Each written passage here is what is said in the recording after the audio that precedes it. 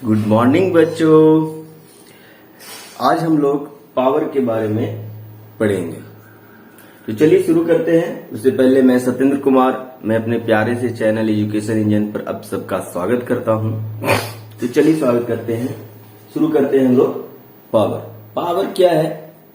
तो पावर का आम बोलचाल की भाषा में इसे शक्ति कहते हैं। शक्ति, पावर दिखाओ अपना, शक्ति क्या है।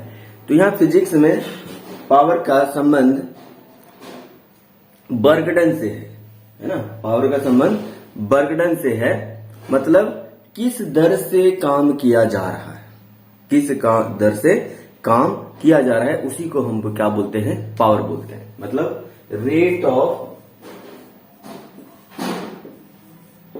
डूइंग वर्क,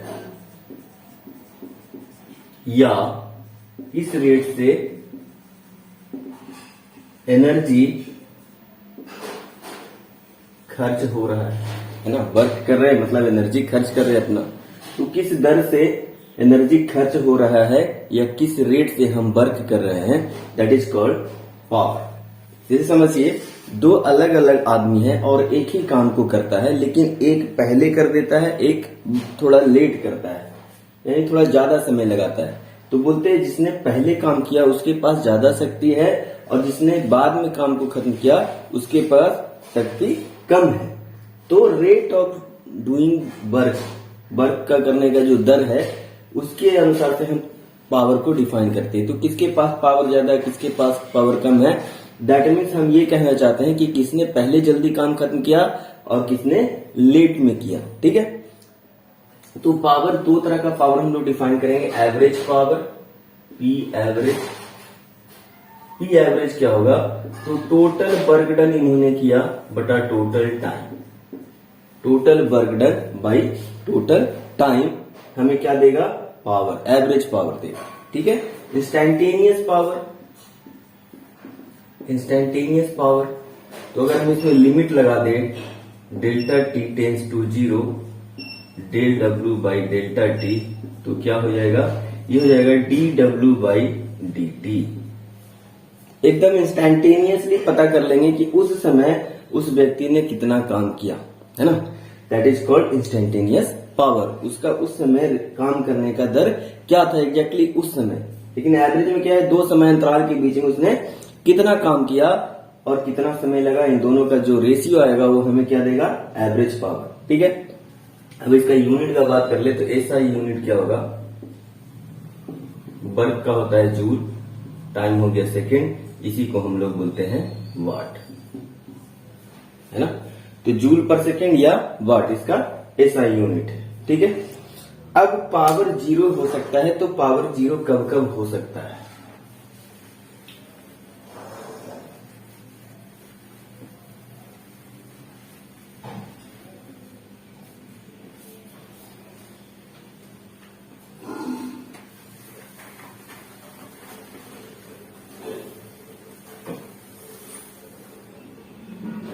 तो पावर जीरो कब होगा? अच्छा, यहां से इंस्टैन्टेनियस पावर से D W by D T से क्या निकल के आता है? पी इंस्टैन्टेनियस बराबर D W by D T. Work done क्या होता है? F dot D R, F dot S लिखते हैं, है ना, F dot R by D T. तो क्या हो जाएगा? एफ फिक्स, अगर एफ कांस्टेंट है उस समय in dot product of D R by D T. D R by किसी भी पार्टिकल के पोजीशन वेक्टर को अगर हम डिफ्रेंशिएट करेंगे तो क्या देगा हमें? उस समय का इंस्टैन्टेनियस वेलोसिटी देगा। तो फोर्स डॉट वेलोसिटी, है ना, ये आ जाएगा। अब ये पावर जीरो कब कब हो सकता है? तो देखिए पावर कब जीरो हो सकता है? तो या तो फोर्स जीरो हो जाए, है ना। पावर जीरो कब होगा? जब फोर्स जीरो हो जाए। एफ जीरो हो गया तो भी पावर जीरो होगा, भी जीरो हो गया तब भी पावर जीरो हो गया। या इसको लिख सकते हैं एफ भी क्रॉस थीटा। अगर थीटा 90 डिग्री हो गया तो भी पावर क्या हो जाएगा? जीरो हो जाएगा। मतलब अगर जहां भी फोर्स और वेलोसिटी एक दूसरे के परपेंडिकुलर है वहां पर पावर क्या हो जाएगा, जीरो हो गया। जैसे अगर एक सर्कुलर मोशन की बात करें तो यहाँ पर वेलोसिटी हमेशा टेंजेंट डायरेक्शन में होता है और फोर्स किधर लगता है, सेंट्रीपिटल फोर्स सेंटर की तरफ। तो उस समय यहाँ वर्क डन जो होगा क्या हो जाएगा, जीरो हो जाएगा, पावर क्या हो जाएगा, जीरो हो जाएगा। तो जब भी वर्क डन या पावर जीरो हो जाए तो उसका काइनेटिक एनर्जी चेंज नहीं होता है, तो यहाँ पर काइनेटिक एनर्जी सिस्टम का चेंज नहीं होगा। उसी तरह से मैग्नेटिक फील्ड में अगर किसी चार्ज पार्टिकल को फेंके तो सर्कुलर पाथ में घूमता है, उस समय भी वेलोसिटी और सेंट्रीपिटल फोर्स एक दूसरे के परपेंडिकुलर होगा। तो क्या होगा, बर्डन वहां पर जीरो हो जाएगा, तो पावर मेरा क्या हो जाएगा, जीरो हो जाएगा, है ना। तो इस तरह से पावर क्या है, rate of doing of work. Power दो तरह से डिफाइन करते हैं, एक इंस्टेंटेनियस एक एवरेज। एवरेज वालों को सिर्फ total burden by total time से मतलब है, जबकि इंस्टेंटेनियस पावर हर उस समय क्या रेट से, किस रेट से वर्क हो रहा है, that is called instantaneous power. ठीक है, अब कुछ प्रॉब्लम देखते हैं।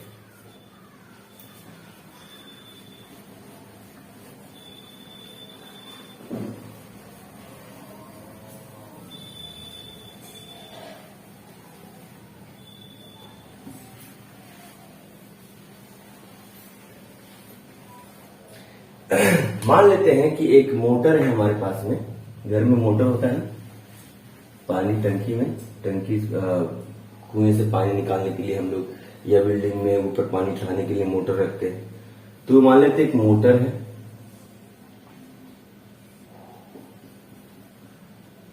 ठीक है। ये मोटर क्या है, तो एक कुएं से कनेक्ट है और ये क्या करता है,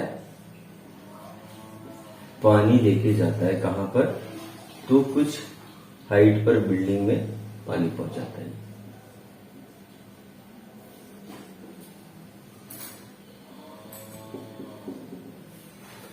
हमें बोलता है कि इस कुएं का जो डेप्थ है वो 40 मीटर है और पंप के लेवल से पानी जो ऊपर लेके जाते हैं हम लोग वो 20 मीटर है ना, ठीक है। और ये पानी जो यहां पर डिस्चार्ज करता है वाटर, वो 600 केजी पर मिनट, एक मिनट में 600 केजी वाटर डिस्चार्ज कर देता है। यहां से उठाता है और जाके यहां पर डिस्चार्ज कर देता है, ठीक है।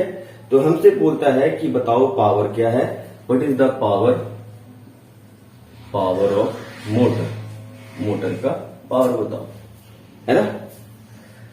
तो टोटल वर्क डन अगर पता चल जाए, है ना, कि टोटल एक मिनट में इसने कितना बर्डन निकाला, यानी 60 मिनट में कितना बर्डन किया, तो एक मिनट में कितना, सॉरी एक सेकंड में कितना बर्डन करेगा, है ना। तो हम बता देंगे इसका पावर। तो बर्डन निकालना पड़ेगा कि इस पंप ने कितना बर्डन किया, ठीक है। तो इस पंप पे कौन कौन सा, सॉरी इस वाटर पर जब ये लेके जा रहा होगा इस पर, इसको ऊपर की तरफ, तो कौन कौन सा फोर्स लगा होगा, तो इसका खुद का वेट mg नीचे की तरफ और पंप को उतना ही फोर्स ऊपर लगाना पड़ेगा ताकि इसको लिफ्ट कर सके, है ना। तब जाके क्या होगा, यहां पर डिस्चार्ज हो जाएगा। मतलब वर्क डन जो हो रहा है और ये स्लोली गिर रहा है, वाटर यहां पर क्या है, कोई वेलोसिटी नहीं है, स्लोली गिर रहा है। तो टोटल वर्क डन जो होगा वाटर पे किसके द्वारा, एक तो पंप के द्वारा burden by pump plus burden by gravity mg, ये भी mg भी ग्रेविटी फोर्स बर्डन करेगा, ठीक है। और ये किसके बराबर होना चाहिए, वर्क एनर्जी थ्योरम के अनुसार चेंज इन काइनेटिक एनर्जी के बराबर होना चाहिए। अब चूंकि यहाँ पर बहुत स्लोली गिर रहा है तो चेंज इन काइनेटिक एनर्जी क्या हो जाएगा, जीरो, है ना, जीरो हो जाएगा। पहले भी काइनेटिक एनर्जी जीरो हो गया, तो burden by pump plus burden by gravitational force बराबर जीरो। तो बर्डन बाई पंप क्या हो जाएगा, हमको तो पंप का बर्डन चाहिए, किसके बराबर, negative burden by mg। Negative burden by mg मतलब क्या हो गया कि mg ने कितना बर्डन करेगा, नेगेटिव mg यहाँ पर कंजर्वेटिव फोर्स है, तो ये चेंज इन पोटेंशियल एनर्जी के बराबर हो जाएगा। अब हम वाटर को यहाँ से यहाँ लेंगे तो वाटर में पोटेंशियल एनर्जी कितना चेंज हुआ, तो वो change in potential energy delta U के बराबर हो जाएगा। तो पंप का बर्डन क्या होगा, तो चेंज इन पोटेंशियल एनर्जी, तो यहाँ पर रेफरेंस लाइन लेते हैं तो पोटेंशियल एनर्जी 0 होगा, और हम इसको यहाँ पर डिस्चार्ज कर दिए तो पोटेंशियल एनर्जी कितना आ जाएगा, तो 10 डेल्टा यू हो जाएगा, you final minus you initial. You final कितना है मेरा, तो कितना हाइट लेके गए, कितना पानी लेके गए, तो 600 केजी, तो M G H minus 0। M मेरा कितना है 600 केजी इंटू जी, यहाँ पर 10 ले लेते हैं। एच हाइट कितना हो जाएगा, टोटल है 40 प्लस 20 60, ये हो गया कितना 36, 1 2 3 4, इतना जूल एनर्जी क्या किया है, लगाया पंप ने, बर्डन किया तो कितना बर्डन किया पंप ने, इतना जूल वर्क कर दिया इसने कितने टाइम में, तो 60 मिनट में, 1 मिनट में, तो हमको 1 सेकेंड में, तो पावर क्या हो जाएगा, पावर हो जाएगा total burden by total time. Total burden कितना हो गया, टोटल बर्डन हो गया 36 पर 4 शून्य बटा 1 मिनट में 60 सेकेंड, तो इतना जूल इतना सेकेंड कैंसिल हो गया, 36 1 2 3, मतलब 6000 वाट, या बोले 6 किलो वाट। तो इस पंप का पावर क्या है, 6 किलो वाट, मतलब ये 1 सेकेंड में 6000 जूल एनर्जी खर्च कर सकता है, या 6000 जूल का बर्डन कर सकता है ना। ये हमारा हो गया पंप के द्वारा बर्डन। ठीक है, अब नेक्स्ट क्वेश्चन पे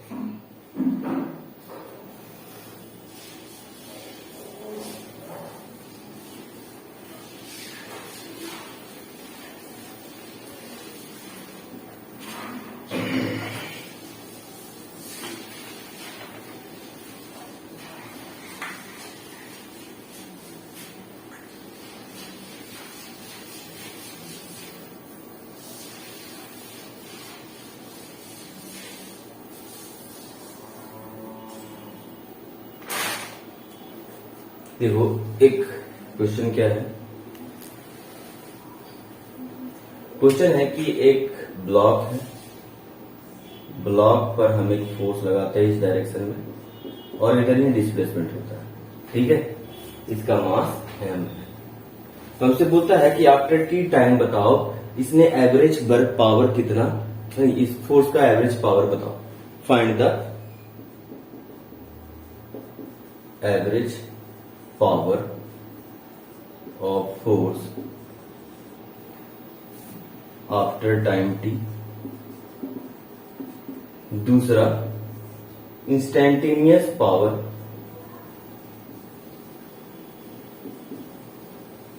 एट टाइम टी टाइम पर इंस्टेंटेनियस पावर बताना है, और after time T average power बताना है।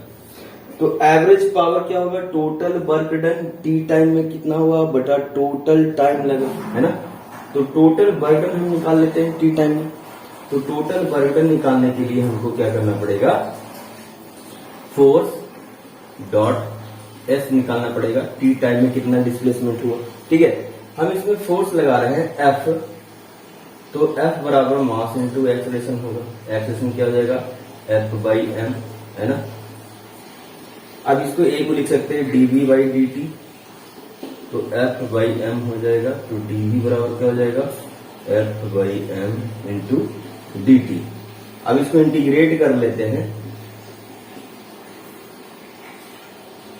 एफ बाई एम इंटू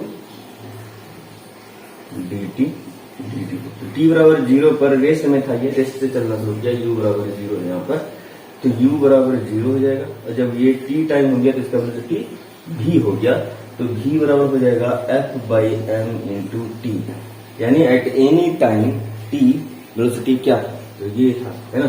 तो वेलोसिटी उस समय क्या था ये। अब यहाँ पर एवरेज पावर p एवरेज क्या हो जाएगा, ये हो जाएगा टोटल वर्क डन। तो पहले बर्डन निकाल लेते हैं हम लोग, तो बर्डन क्या हो जाएगा, एफ एस कॉस थीटा, तो एफ अभी यहाँ एस निकालना पड़ेगा, है ना। एस निकाल लेते हैं कि टी टाइम में कितना, तो एस क्या हो जाएगा, एस बराबर यू टी, तो यू तो 0 था, हाफ ए टी स्क्वायर। ठीक है, तो एस बराबर क्या हो गया 1/2, ए का वैल्यू हो गया F by M into T square, half, sorry A का वैल्यू हमारे पास एफ बाई एम हो गया, ए का वैल्यू हो गया F by M into T square. तो एस बराबर क्या हो गया F by 2m into T square, ये हो गया। अब बर्डन निकाल लेते हैं, तो बर्डन क्या हो जाता है, बर्डन हो जाएगा F S cos theta, F यहाँ पर एफ हो गया, फोर्स लग रहा है, एस हो गया एफ बाई एस हो गया 2m into T square, cos theta यहाँ पर कॉस 0 डिग्री, तो हो जाएगा F square by 2m into T square, ये बर्डन आ गया। अब पावर, एवरेज पावर क्या हो जाएगा, एवरेज पावर हो जाएगा टोटल बर्डन बटा टोटल टाइम। टोटल बर्डन मेरा कितना गया टी टाइम के बाद, टी टाइम में बर्डन कितना हो गया, तो हो गया F square by 2m into T square बटा टोटल टाइम लगा टी, टी से टी कैंसिल हो गया, तो बर्डन कितना गया मेरा, पावर कितना गया, एवरेज पावर पी एवरेज हो गया, मिनट आ गया लिख दे रहे,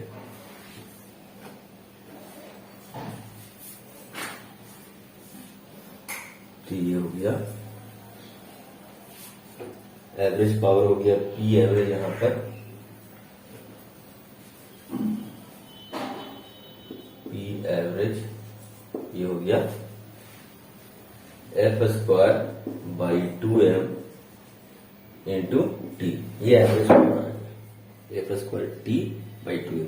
अब इंस्टैंटेनियस पावर निकाल लेते, पी इंस्टैंटेनियस क्या होगा D W by D T या F by F into F dot B, यही आएगा। फोर्स की भी इधर है, वेलोसिटी भी इधर है, तो क्या हो जाएगा एफ बी कॉस 0 डिग्री, तो हो जाएगा एफ बी के बराबर। फोर्स हो गया मेरा एफ भी निकाल चुके थे हम लोग, कितना यहाँ भी निकाल चुके थे F M by T, F by M into T, तो कितना हो गया F square by M into T, तो यह इंस्टेंटेनियस पावर आ गया। ठीक है,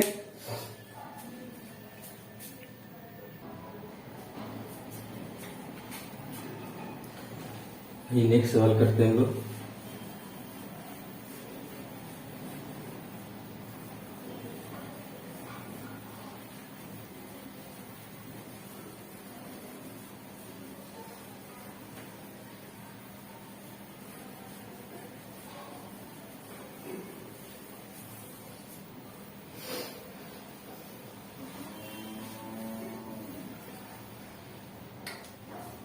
मान लेते हैं कि कोई फोर्स लगता है एक ब्लॉक पर, हमने फोर्स लगाया एफ, एफ कुछ ऐसा है 2i plus 3j plus 4k, और यहां से फोर्स लगने के कारण इसका डिस्प्लेसमेंट होता है।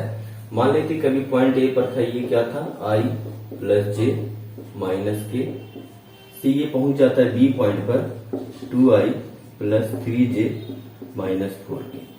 ठीक है, तो हमसे बोलता है कि t बराबर 4 सेकेंड, t बराबर 4 सेकेंड तक ये फोर्स लगता है और ये इसका डिस्प्लेसमेंट यहां हो जाता है, तो पावर बताना है। तो पावर के लिए सबसे पहले क्या करना पड़ेगा, टोटल बर्डन निकालना पड़ेगा। तो बर्डन क्या होगा एफ डॉट एस करना पड़ेगा।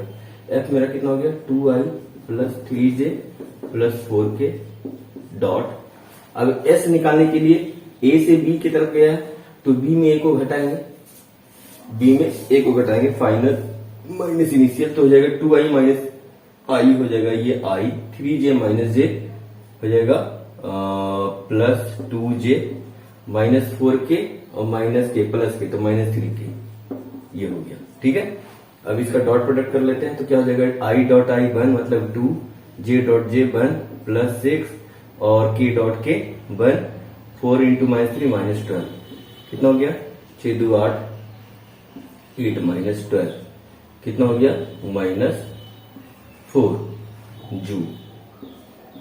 ठीक है, अब बर्डन का पावर क्या हो जाएगा, तो पावर हो जाएगा माइनस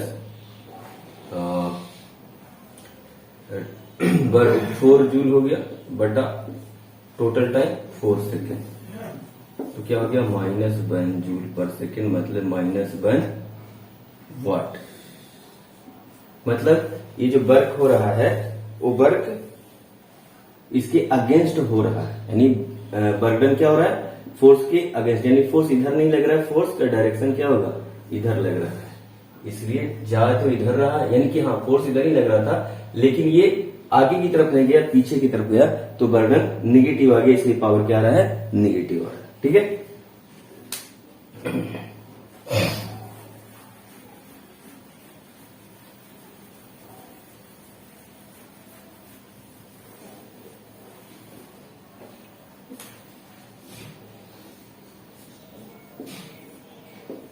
एक ब्लॉक है, इस पे बोला जाता है कि हमें पी पावर लगाते इसमें, है ना, फोर्स के द्वारा पावर क्या है, पी है।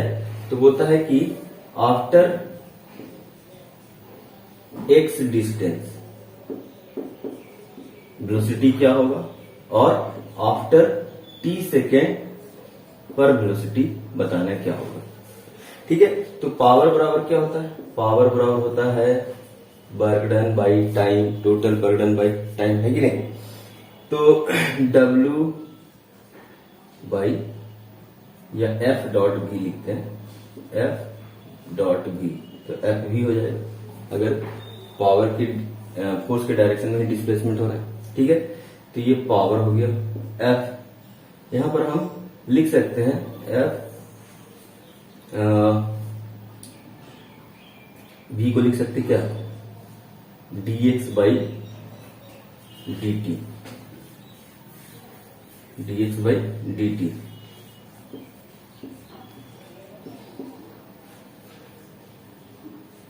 या हम लिख सकते हैं फोर्स को लिख सकते हैं mass into acceleration, mass into acceleration, ये हुआ v, है ना, और p बराबर m v, ए बराबर लिख सकते हैं dv बाई dt। ठीक है, तो क्या हो जाएगा p dt बराबर m v dv। अब इसको इंटीग्रेट कर लेते हैं, p dt m v dv। ठीक है, मान लेते कि रेस से चलना शुरू किया था, तो u t बराबर 0 पर u v क्या था, v 0 था, और t बराबर टाइम t पर v हो जाता है, और ये t टाइम पर, तो क्या हो जाएगा पी टी बराबर m v स्क्वायर बाई 2। ठीक है, लिमिट रख देंगे 0 से v, तो हो जाएगा पी टी बराबर हो जाएगा m v स्क्वायर बाई 2। तो m v स्क्वायर बराबर कितना हो जाएगा 2 पी टी, तो v स्क्वायर बराबर क्या हो जाएगा, यहां से v स्क्वायर बराबर हो जाएगा 2 पी टी बाई m, तो v बराबर क्या हो जाएगा अंडर रूट 2 पी टी बटा m। ठीक है, तो इतना वेलोसिटी होगा आफ्टर टाइम t। अब हम लोग x डिस्टेंस कवर कर लेंगे, तो देखेंगे वेलोसिटी क्या है, ये निकालेंगे। ठीक है,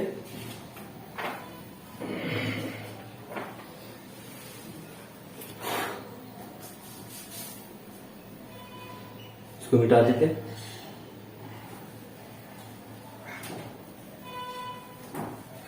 इसको क्या लिख सकते हैं हम लोग, p बराबर F को लिख सकते हैं m इंटू v, p इसको लिखा जा सकता है m इंटू v, a को लिख सकते हैं हम लोग dv बाई dt।